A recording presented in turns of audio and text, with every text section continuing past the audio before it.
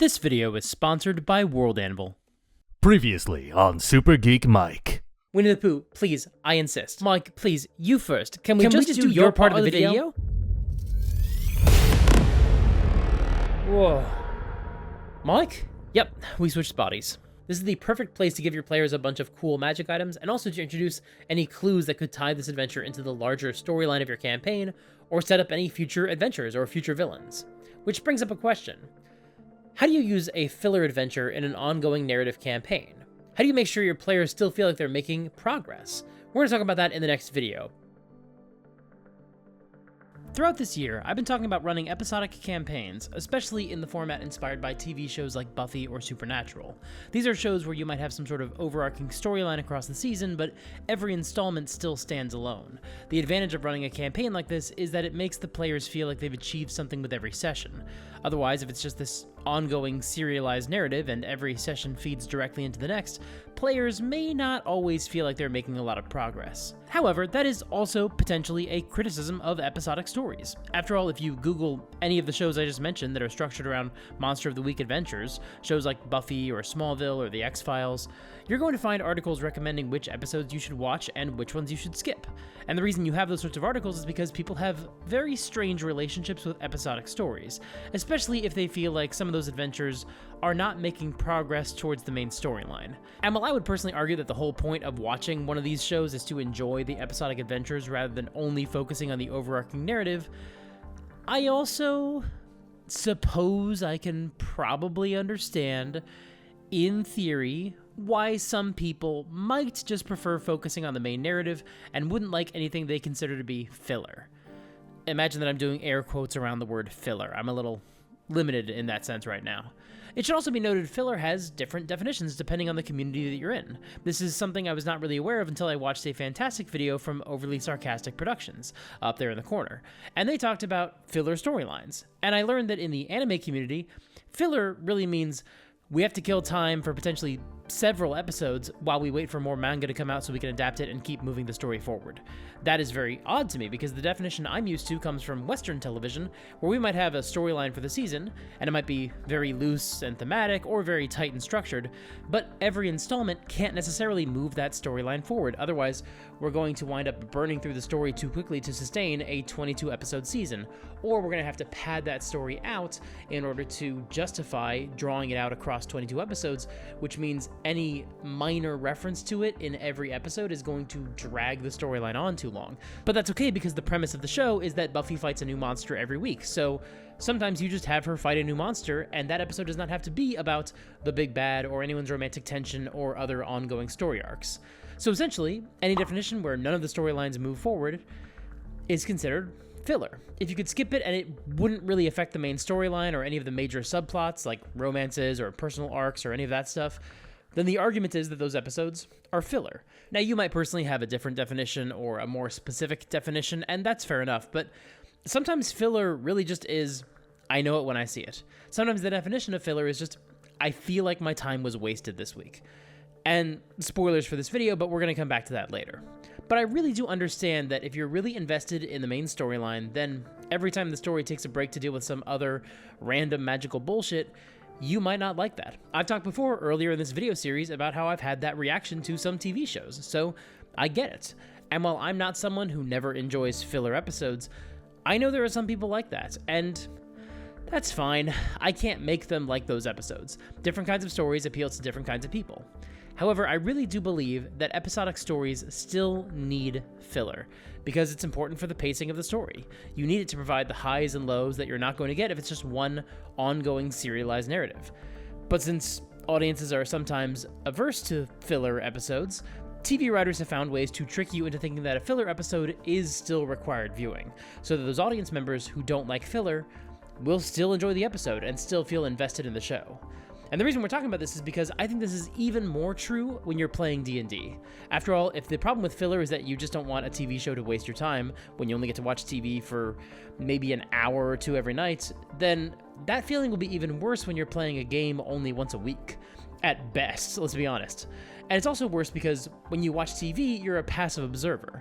In a D&D game, you are in the adventure and you're making choices. And if you don't feel like you're making progress towards a goal that matters to you, like the main storyline or some important subplot, then that might really frustrate you as a player. But again, I would actually argue, as I have been arguing all year so far, that you still need filler adventures for D&D for the same reason you need them in TV. They provide contrast, so the narratively important, lore-heavy sessions have more impact. They provide quick satisfaction whenever you resolve the adventure, which gives the players a sense of closure that they don't normally get with an ongoing quest. And they just allow for a lot more variety in the monsters and locations and situations and rewards you present to the players. So how can we trick our players into feeling like a filler adventure still matters? Well, I'll tell you what, this episode matters a lot to me because I can't wait for us to get back in our own bodies. Don't worry, Winnie the Pooh, our brains switch places because of some weird cosmic coincidence. It's only supposed to last a little bit longer, and then our brains should be back to normal, back in our own bodies, by the end of this episode. Good, because I don't like being in your body. Wait, when did that happen? When all this started, I thought you really liked having fingers and stuff. Yeah, I did, but then I got this weird feeling like a pressure in my tummy. Yeah, okay, it sounds like you just had to go to the bathroom. Yeah, I did that. It was not fun. No one thinks that's fun. That's why we're all on our phones all the time whenever we're in there. You could be on your phone in the bathroom? Yeah, I mean, you're not supposed to be, but yeah, that's what most of us do. Really?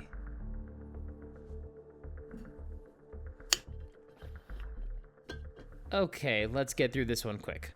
I wasn't even expecting this situation to last as long as it has. I've been trapped in this body for 2 videos now, and I had to draw a bunch of maps in the last video and figure out how to film them. That was kind of a challenge. I swear, these videos are getting more and more elaborate as the year goes on. Now, the first way you can tie a filler adventure into your main storyline is just to offer a gentle reminder during your filler episode that the main storyline still exists. Throughout Season 1 of Buffy, a lot of episodes opened with Buffy fighting a random vampire, and we know that this is one of the vampires who works for the Master. However, other times an episode will open with Buffy and Giles commenting on how they haven't seen or heard from any vampires lately, and that absence is noteworthy. The purpose of this kind of reference is literally just to act as a reminder. It's a way to say, don't worry, we know you want to see the big bad again, we know you want us to move the main storyline forward, we're not doing that right now, but we hear you. However, just bear in mind that sometimes in D&D, your players might react in ways you're not expecting. If you open a session by saying that nobody has seen a vampire in a hot minute, your players might decide that now is the perfect time to go ambush the vampires. After all, they're clearly up to something. That's what the GM is obviously setting up. Otherwise, why would he mention the vampires? So let's go make a preemptive strike. So that's why I think it's important to make sure that you either very quickly hit your players with the real plot hook for this session, or wait and deliver this little reminder until after you've already delivered the real plot hook. In one campaign where I was a player, we went on an adventure to go talk to an important NPC, and we had some filler adventures on the road along the way. And a lot of those sessions open with a bit of narration, like, you're on the road to go meet Izzy's father and ask him about the Moondrop Lilies, but you've stopped in town along the road to rest for the night and try out the local hot springs. Something that was the perfect example of what I'm talking about today. We got a reminder about the main storyline, a frame of reference for where we were within that story, and a very clear indication that we are gradually making progress towards that goal, but also that this session was not supposed to be all about that main quest. We knew right away that this was going to be a filler adventure, and that was fine with us. There were a lot of filler adventures in that campaign, and as long as we knew that at the beginning of the session, we could play along. However, in another session, I think it was the next one after that, we got to the town we'd been looking for, but the NPC in question was gone.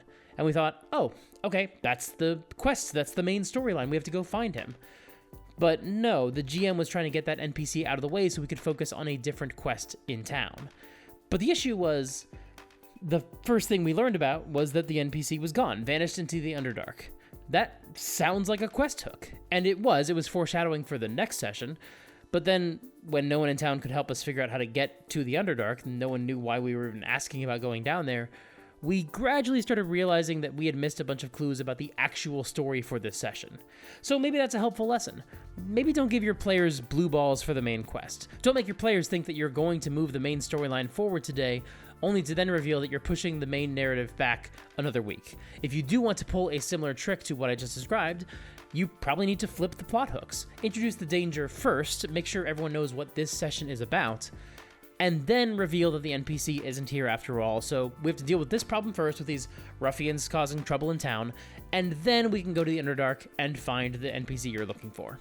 But maybe another problem was the nature of the reminder. If you introduce a reminder for the main storyline, but there's no new information, then it is just a reminder. You're on the road to go find Izzy's dad, and you're just stopping in town for the night.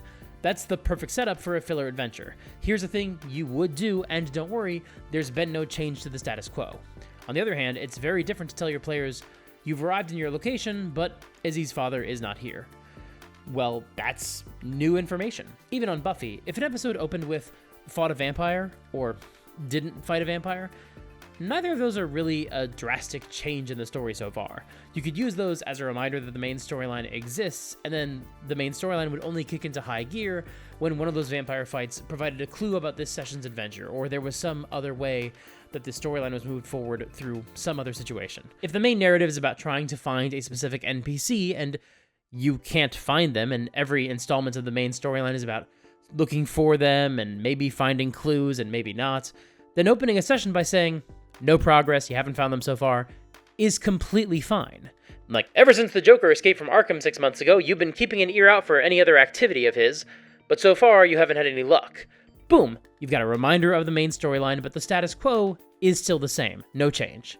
And then you can get that out of the way and give your players a plot hook for this adventure. But before you have a chance to check another abandoned amusement park, Mr. Freeze just broke into a nuclear facility. That sounds bad, you might want to go do something about that. Now, you can make your reminders a lot more obvious, and maybe even move the main storyline forward a little bit, or add a little bit more detail or dimension to what has been revealed about the main storyline. But I would wait and do that further into the adventure. This adventure still doesn't have to be connected to the main storyline in any way. It can just be an episodic filler adventure, and there's just a reminder that the main storyline is still going on in the background.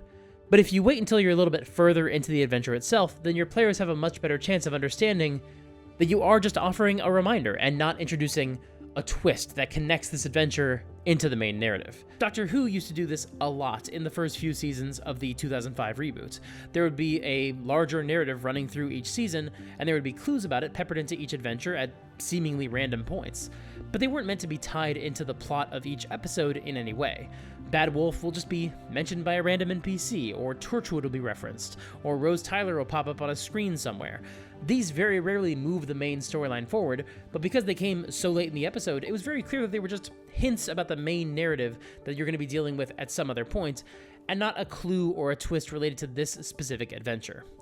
Of course, maybe you don't tell the players that it's not connected to the main storyline, you let them figure it out for themselves. They do some research, or they go ask the villain directly somehow, and they realize that they are dealing with just a filler adventure and it's not connected to the main big bad or whatever. But the process of investigating things, or even just asking the question aloud to themselves, helps remind them that the big bad exists. In fact, speaking of investigating things, in the last couple of episodes, I haven't had any Monsters of the Week pop up and harass me, but I have been getting these weird mental flashes, almost like visions. Maybe this was part of that. Maybe the brain swap was connected in some way. Maybe I was feeling this coming weeks before it actually happened. And I got those flashes every time I went outside to pull weeds. Maybe if I go pull some more weeds, I'll trigger another vision, another flash in my head, and I might even wind up swapping back into my own body. Maybe this is all connected.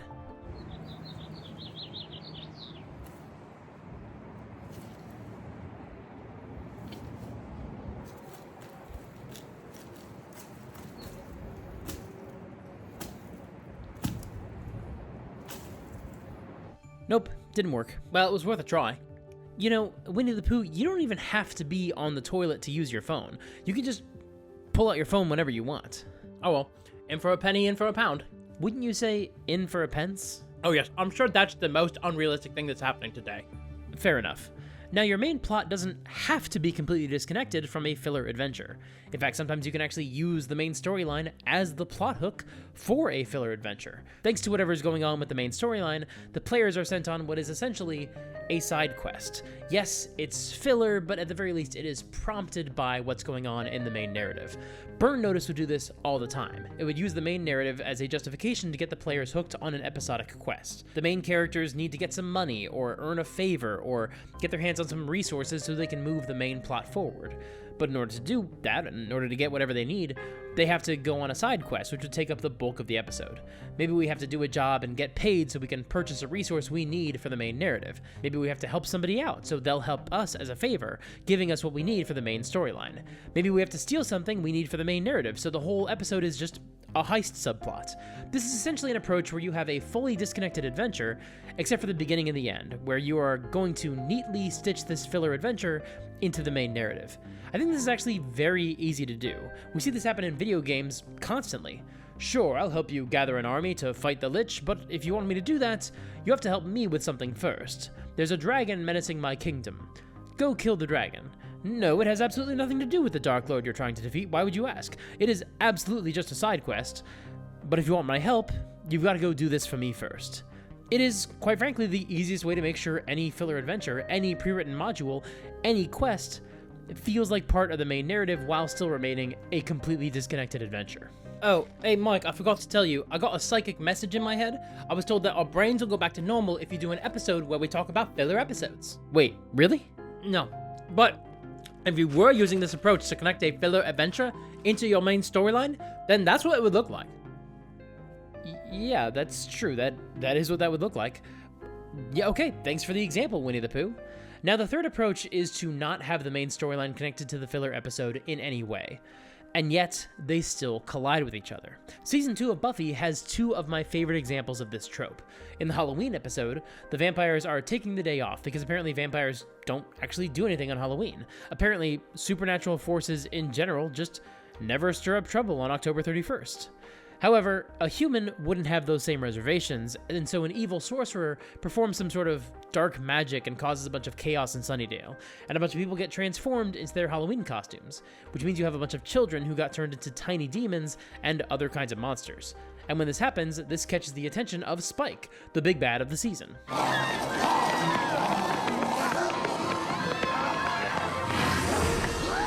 Well, this is just neat.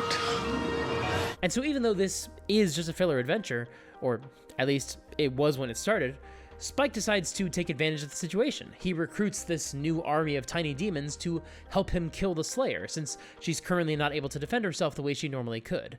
This started as a completely disconnected filler adventure, but then halfway through, the big bad seized on the opportunity and has joined in the chaos.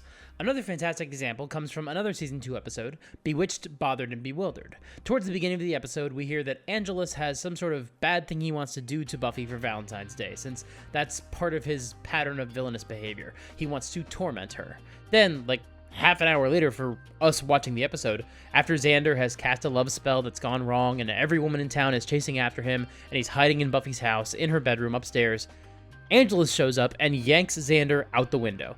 Good, the mob still hasn't found us. We should be safer up here. Works in theory. It's such a fantastic moment of, oh, right, of course that would happen, and immediately make this whole situation so much worse. That's the last variable we needed to add to make this whole thing into a proper catastrophe. Of course it would happen. The bad guy didn't cause this, they're not responsible, and we already know that. Maybe your characters don't always know that, but let's assume that you have found a way to convey that information to your players. If you haven't, then when the big bad shows up, or one of their henchmen shows up, or however you're doing it, they can literally just say something like, well, this is my lucky day. Or they can even comment on the fact that they have no idea what's going on, but they're just happy to take advantage of the chaos to try to kill the heroes. Effectively, this is a nice way to keep the main storyline in play, while still allowing the filler adventure to play out as a disconnected, self-contained story that just happens to have gotten the attention of the big bad, or has at least prompted some reaction from the elements of the main narrative.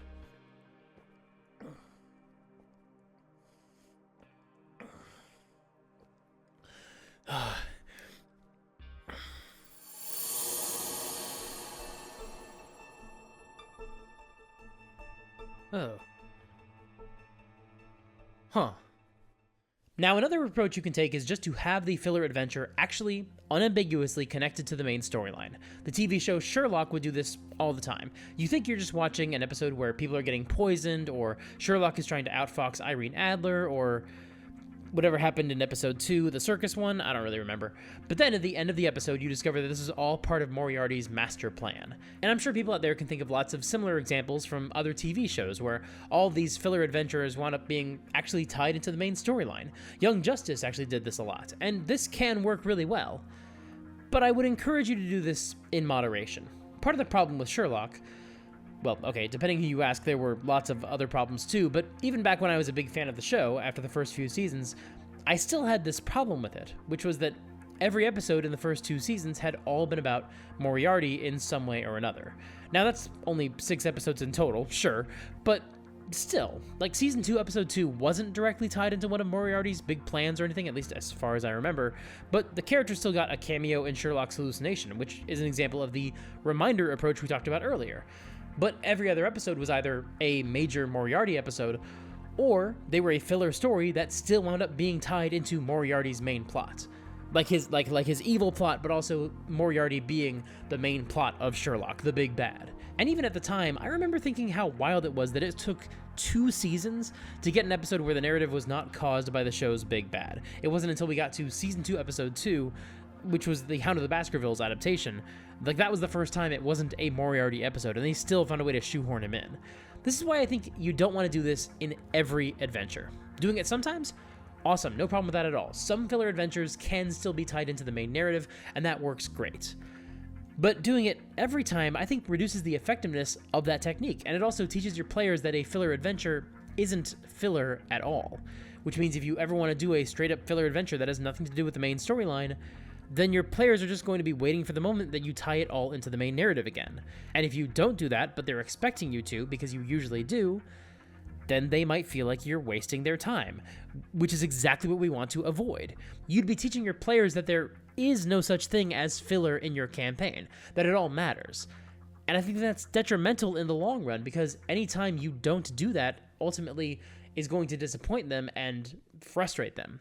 Part of why I think filler adventures are so important is to help establish that there are other things going on in the world besides just whatever the big bad is doing. When a franchise takes every adventure and works them all into the main plot, they're trying to make the villain seem like a really big deal. But what ends up happening is that they always just make the world feel small. There's no other threats besides this one guy. He's responsible for everything. So when we deal with him, the story is over, right? Okay, cool. I guess we have a very easy way to end this franchise. Now look, that is fine for some stories. Sometimes you just have a main arch nemesis and he's responsible for most of the stuff going on. That can be fine. But it's probably not ideal for an ongoing D&D campaign. Your mileage may vary, but ultimately I think you need other threats just so it's not all hinging on one bad guy. This is why I think it's really important not to do this every time. If a filler episode is really just part of the villain's main plot, then you're not really ever doing filler. And I think that's a shame because truly having filler adventures is so much fun. And I think some of that fun gets reduced if every filler adventure also has to somehow carry the weight of the main narrative.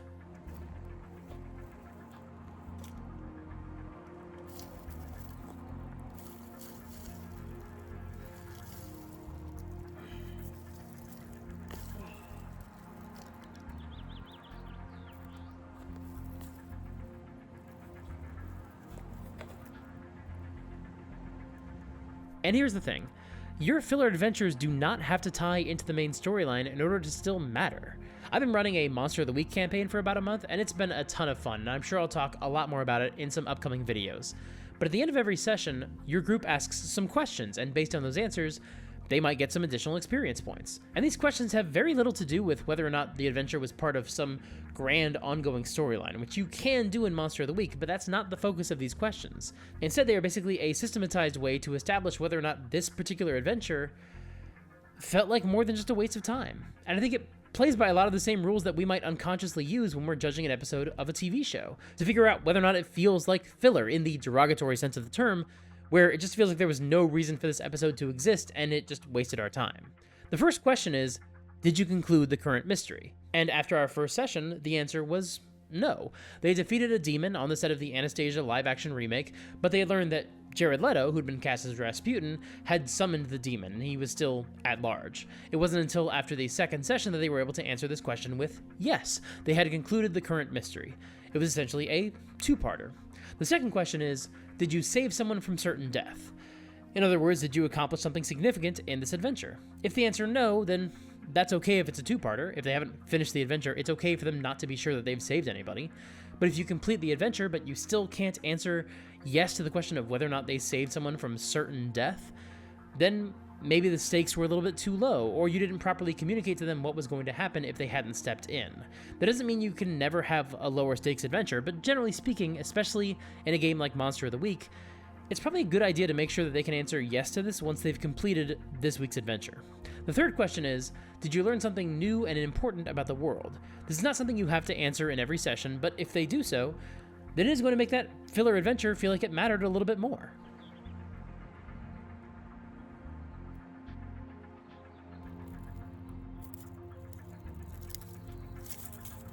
The creeping scope.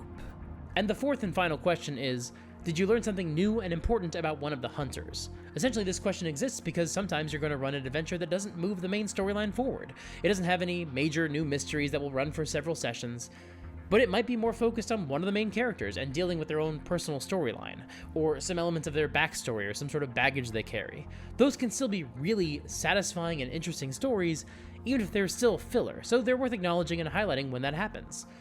Lie to me. Yes, it's terribly simple. The good guys are always stalwart and true. The bad guys are easily distinguished by their pointy horns or black hats. And we always defeat them and save the day. No one ever dies, and everybody lives happily ever after. Again, this is not a checklist you have to hit every time, but if you're prepping a filler adventure, it's not a bad idea to ask yourself these 4 questions and see how many of them might apply to the story you've come up with. And that's especially true if you start to feel like your players are disengaging during filler adventures. Players aren't always consciously asking themselves these questions, but I think on some level, these are the questions we're unconsciously asking whenever we watch an episode of TV or play in a session of a role-playing game. We want to know that what we're doing matters, either because we're learning more about the world, or learning more about each other, or saving people from certain death, or just telling a complete story, which again, as I've been saying throughout this year, is exactly the reason why the episodic format works so well, because it is so satisfying to tell a complete story and give your players resolution. So if you can preemptively adjust your adventure to make sure that it ties into some or all of these questions in some way, that is going to make the players feel a lot more invested in the story. Now, when I run my Monster of the Week campaign, I use a digital toolkit to help keep track of all the details of my campaign. And in fact, that service is the sponsor of today's video, because I use World Anvil. World Anvil is a fantastic online toolkit that you can use to keep track of the details of your world and your campaign. You can make wiki-style articles for any aspect of your setting and share those articles with your players. For my Monster of the Week game, I update these articles after every session with the monsters and NPCs that my players have interacted with, and the locations they've visited. That way, as they learn more about the world of the game and they uncover more mysteries, the wiki will continue to expand and reveal more secrets to them. And speaking of secrets, sometimes I might know that I want a certain adventure to tie into the main plot in some way or set up some other future adventure, but I don't want to reveal that to my players just yet.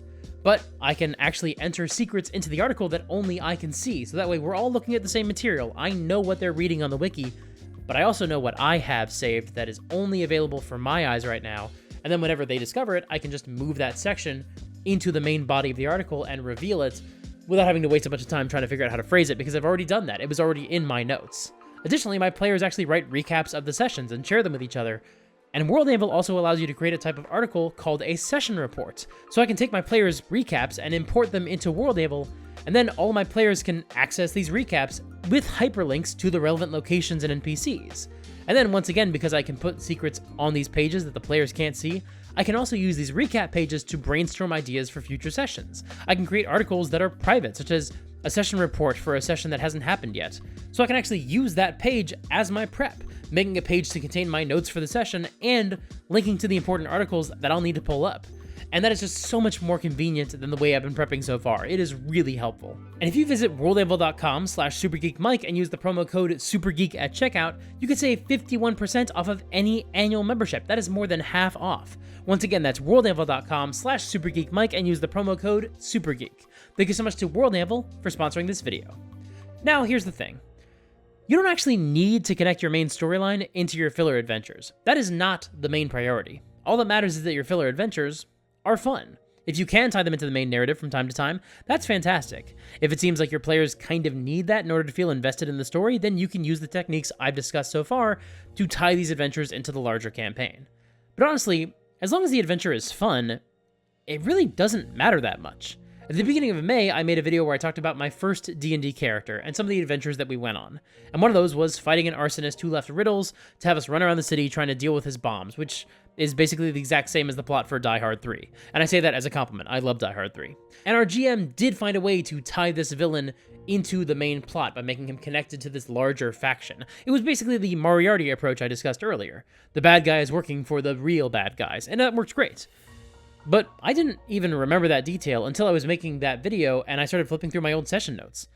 Which means for the past 19 years, I've always remembered that as just this really fantastic standalone adventure that, as far as I was concerned, had nothing to do with the main plot. Thinking about my favorite filler episodes from shows like Buffy, most of them are not my favorite because of some connection to the main storyline. Yes, it's neat that the mayor is in Band Candy, but even if that wasn't the case, that would still be a great episode.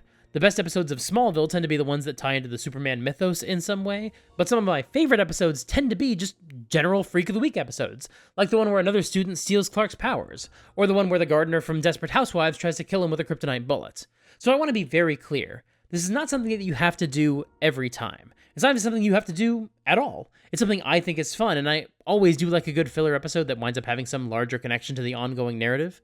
But if you do it every time, then I think it actually waters down the impact that comes from the tropes of a filler episode. You should absolutely just let some adventures stand on their own, without being too closely tied into the main narrative. Then, from time to time, one of your adventures can be tied to the main villain in some way, or foreshadow the finale somehow. You can always pop in the occasional reference into the main storyline so your players know you haven't forgotten it. But always keep your priority where it belongs, on ending your current adventure on a high note. Oh, and here we go. Lunar eclipse, sunspots, the whole cosmic coincidence. It's happening. We are switching back. This is when everything goes back to normal.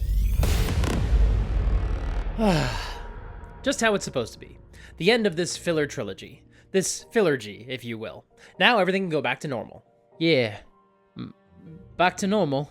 Winnie the Pooh, I know you were looking forward to sitting on the toilet and scrolling through your phone, but I promise, that's not the only time you can be on your phone. No, it's not that. It's... Sorry.